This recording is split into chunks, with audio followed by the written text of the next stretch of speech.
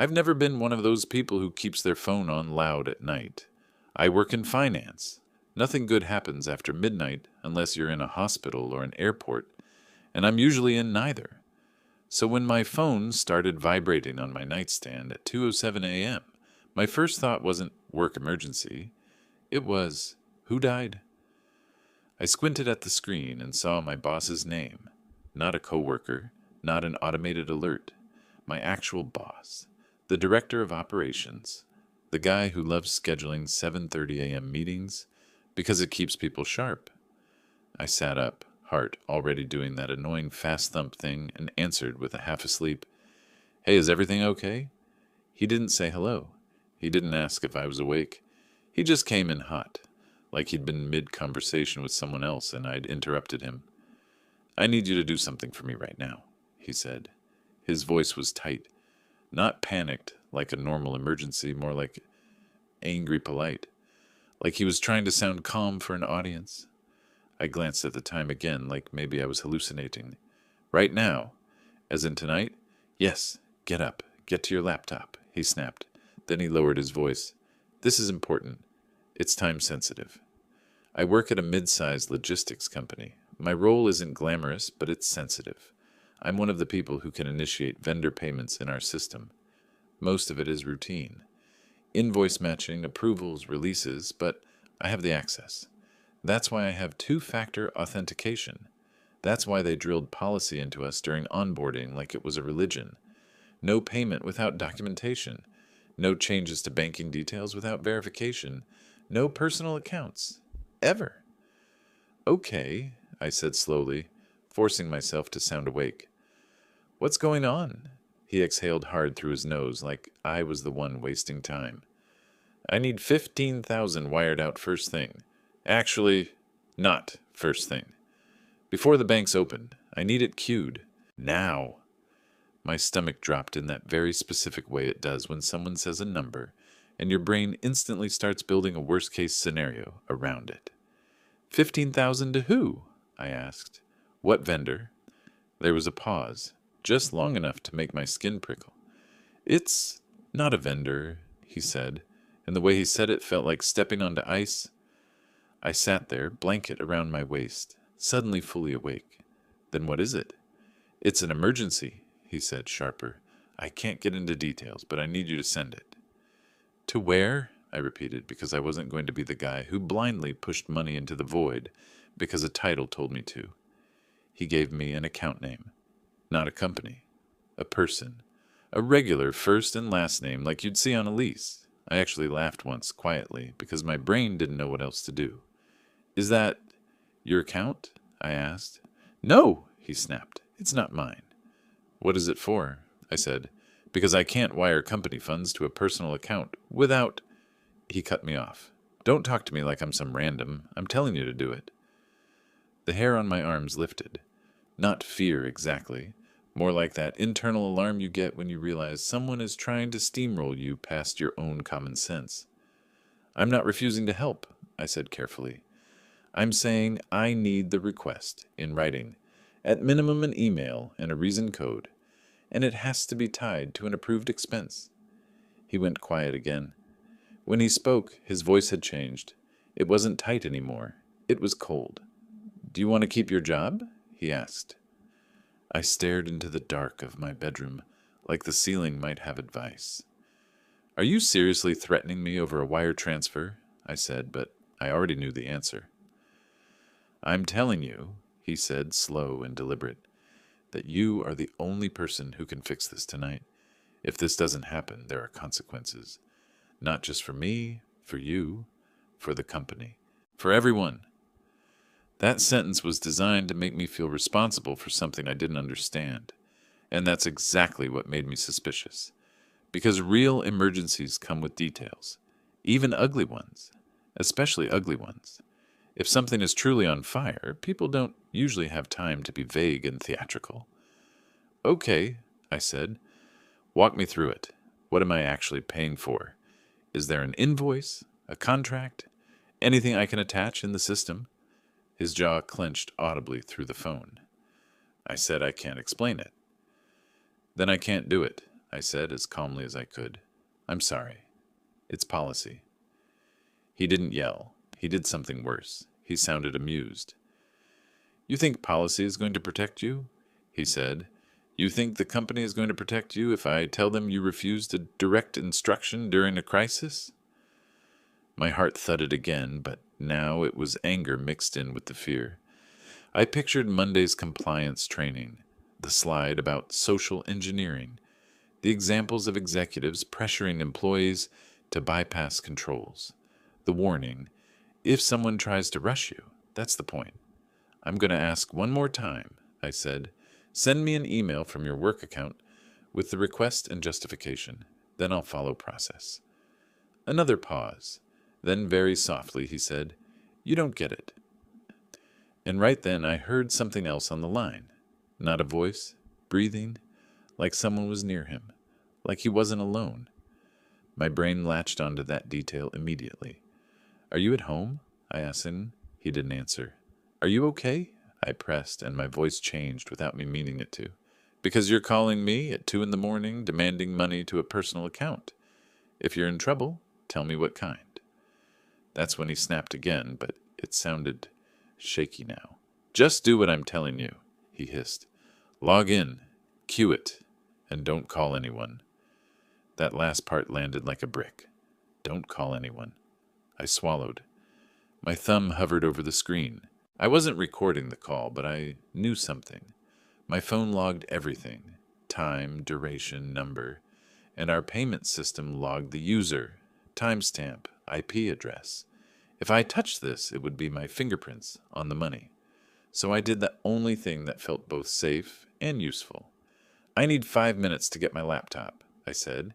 Make it 2, he replied. I hung up, sat there for a second, and felt my whole body go strangely calm, like my brain had shifted into a different gear. Then I opened my email on my phone and sent a message to his work address. Per your call at 2:07 a.m., I cannot initiate a wire without written request, plus documentation. Please email details and approval trail. I stared at the sent message, watching the timestamp lock into place, and I realized, with a certainty that made my stomach go cold, that if he was trying to pull me into something illegal, I just made him leave a trail or back off. Either way, he was going to come for me in the morning.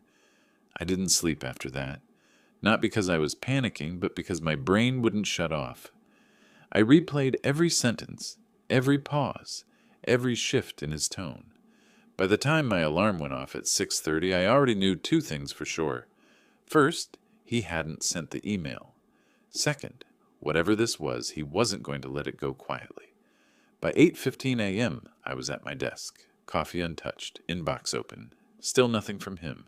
No explanation, no documentation, just silence, the deliberate kind. At 8:42, my phone buzzed. Conference room now. No greeting, no subject line, just the message. I stood up slowly and grabbed my notebook. Not because I needed it, but because walking into that room empty-handed felt like walking into court without a lawyer. As I crossed the office floor, I noticed how normal everything looked. People chatting, printers humming, someone laughing near the break room. None of them knew my boss had tried to rope me into wiring company money to a personal account at 2 a.m. He was already inside when I walked in, pacing near the window, jacket off, sleeves rolled. He looked exhausted, but not rattled. Focused, controlled. Close the door, he said. I did. He didn't sit, neither did I. What the hell was that last night? He asked, folding his arms. Why didn't you do what I asked? I told you why, I replied. I needed it in writing. That hasn't changed. He scoffed. You really want to play compliance hero right now? I want to keep my job, I said, and stay out of prison. That landed. His jaw tightened just for a second. You think this is funny? He asked. No, I said. I think it's serious. He stepped closer, lowering his voice. You embarrassed me. I protected both of us, I said evenly.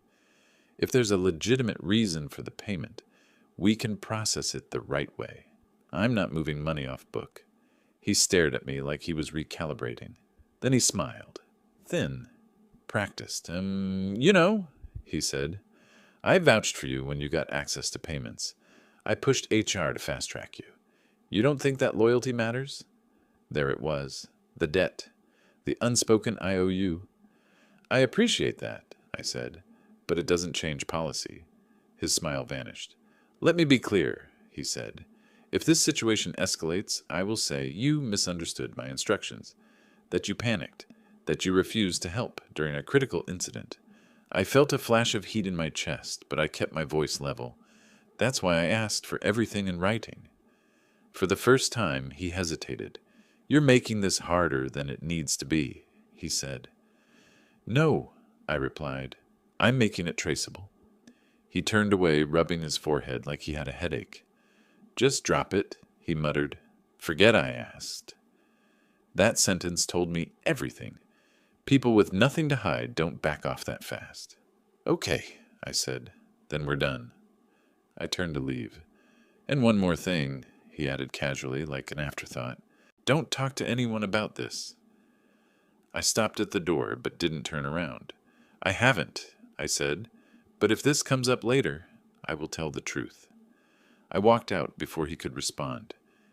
Back at my desk, my hands were steady, but my nerves were humming. I opened a private folder on my computer and started documenting. Call time, message timestamps, his Slack note, my email, my refusal, not emotional, just facts. Then I did something deliberate. I forwarded my own email, the one I'd sent him at 2:12 a.m., to my personal address. If this blew up, I wasn't trusting the company server to remember for me. By noon, the office felt off. People were whispering. HR was pulling managers into side rooms. My boss hadn't returned to his desk. His calendar was suddenly blank for the rest of the day. At 1:37 p.m., I got a call from an unknown number. I almost ignored it. I'm glad I didn't. Is this my name? A man asked calmly. Yes.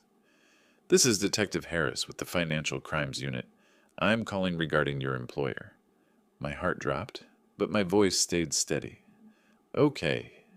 You're not in trouble, he said immediately. But your name came up, and we need to ask you a few questions. I leaned back in my chair, eyes fixed on the ceiling tiles. I figured this might happen, I said. There was a brief pause on the line. That's good, he replied, because timing matters here. He didn't explain everything, not yet, just enough. They'd been tracking suspicious transfers for months. Shell vendors, split payments, clean exits. Someone internal was authorizing them. Someone high enough to override safeguards. Last night's call wasn't random. It was desperation. He tried to move money one last time, the detective said, and you didn't do it. No, I said. I didn't. Did he ask you to send it to a personal account? Yes. Did you document the interaction? Yes. Another pause. This one felt heavier. That may have saved you, he said quietly. I closed my eyes, because in that moment, everything clicked. The pressure, the threats, the rush, the demand for secrecy. He wasn't asking for help. He was trying to use me as the final signature. And I realized something else, too. I wasn't out of the story yet. I was standing right in the middle of it. The detective didn't ask me to leave work. Not yet. Instead, he asked me to do something that felt far more unsettling. But go about your day like normal, he said. And if he contacts you again, call us immediately. I hung up and sat there for a long moment, staring at my screen. My inbox was still open to the payment dashboard, the same one I'd used 100 times without thinking. It looked harmless, familiar. That was the scariest part. By mid-afternoon, the office was no longer pretending everything was fine. Legal showed up first. 2 people I'd never seen before, both carrying laptops, both moving like they already knew where they were going. HR followed, then IT. Then silence spread in waves, desk by desk, as calendars started getting wiped and meetings quietly disappeared. At 3:11 p.m., my boss walked past my desk without looking at me. That alone told me something was wrong. Normally, he'd make a point of eye contact, control the narrative. Today, his shoulders were stiff, his jaw clenched. He was gripping his phone like it might run away. 10 minutes later, I got another message. "Come to my office." I didn't respond. I stood up and walked.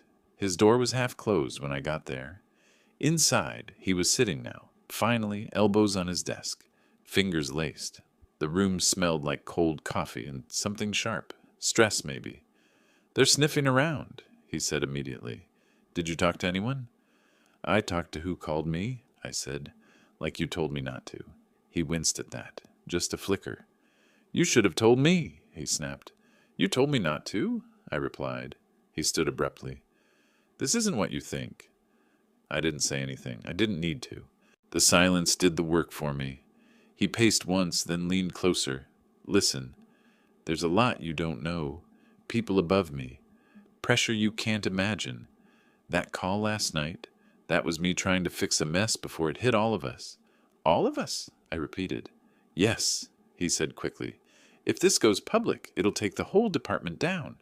Careers, reputations, including yours." I studied him. The confidence was gone now. In its place was calculation. "You asked me to commit a felony," I said quietly. He flinched. "You don't know that." "I do," I said. "Because you asked for secrecy? Because there was no paper trail? Because it was a personal account? And because you panicked when I asked for documentation?" His face hardened. "Be careful." "With what?" I asked. "The truth?" That's when his phone rang. He glanced at the screen, and for the first time since I'd known him, his composure cracked. Not dramatically, just enough. He didn't answer. A second later there was a knock. Not polite, not hesitant, firm. "Open the door," a voice said from the hallway. My boss looked at me. Really looked at me. And in that moment, whatever story he'd been telling himself collapsed. "Get out," he whispered. I didn't move. I didn't have to. The door opened. 2 uniformed officers. 1 plainclothes detective. Calm. Professional. Final. "Sir," the detective said, "we need you to come with us." "This is a misunderstanding," my boss said instantly. "This is internal." "Please stand up," the officer said. They didn't raise their voices. They didn't need to. As they escorted him past the glass walls of the office, heads turned, whispers followed. Phones came out and then quickly disappeared again. When he passed my desk, he stopped, just for a second. "You think this ends well for you?" he said quietly. I met his eyes. "I think it already did." That night I didn't go home right away. I sat in my car in the parking lot while the sun went down, phone on the passenger seat, waiting for it to ring again. It did. The detective filled in the rest. Months of quiet skimming, inflated invoices, fake vendors, money funneled out in pieces small enough to avoid flags, until it wasn't. They'd been waiting for a clean, undeniable attempt. Something rushed, something stupid, something like a 2 a.m. demand to move $15,000 before morning. "He thought you'd cave," the detective said. "Most people do." I let that sink in. "Am I done?" I asked.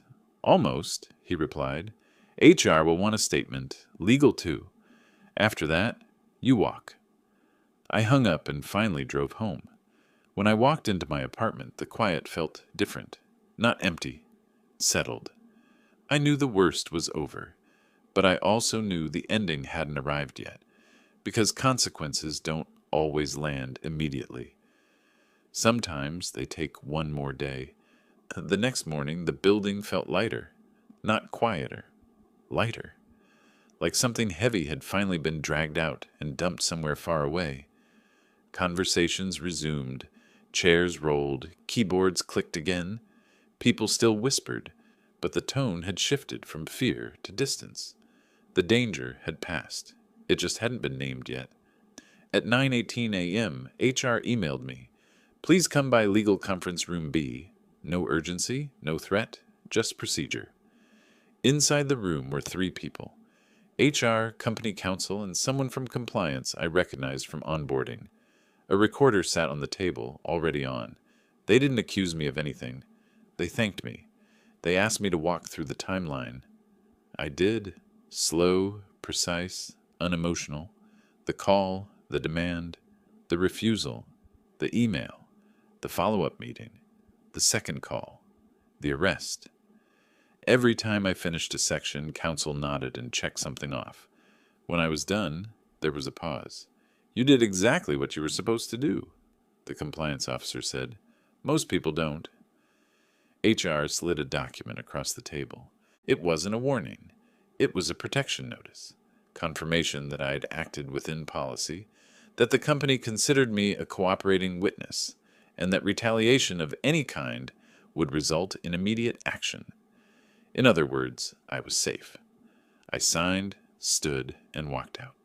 By noon, the internal announcement went out. My former boss was no longer with the company. No explanation, no details, just absence. By 3 p.m., vendors were being audited, accounts frozen, access restructured. People who'd ignored small red flags for years suddenly remembered every training slide they'd ever slept through. At 4:47, my phone rang one last time. Detective Harris. "They made the arrest official this morning," he said. "Charges are moving forward." I leaned back in my chair and exhaled. "Thank you," I said. "No," he replied. "Thank you. You made our job easy." After work, I went home and cooked a real dinner for the first time in days. No phone on the counter. No email open on my laptop. Just food. Quiet. And the strange relief of knowing I hadn't been dragged under by someone else's mess. A week later, my manager's manager asked me to coffee. He didn't dance around it. "We need someone we can trust," he said. "You already proved you're that person." 2 weeks after that, I got the promotion. Nothing flashy, more responsibility, more visibility, more safeguards. Exactly how it should be. I never heard from my former boss again, but once, months later, I saw his name in a court filing online. Asset seizure, restitution, sentencing scheduled. I closed the tab without reading further, because the truth is, the most satisfying part wasn't watching him fall. It was realizing how close I'd come to disappearing with him, and how easily it could have happened if I'd just been tired, scared, or eager to please. That 2 a.m. call didn't test my loyalty. It tested my boundaries. And the moment I refused to cross them, the story stopped being about him. It became about me walking away clean. Finally,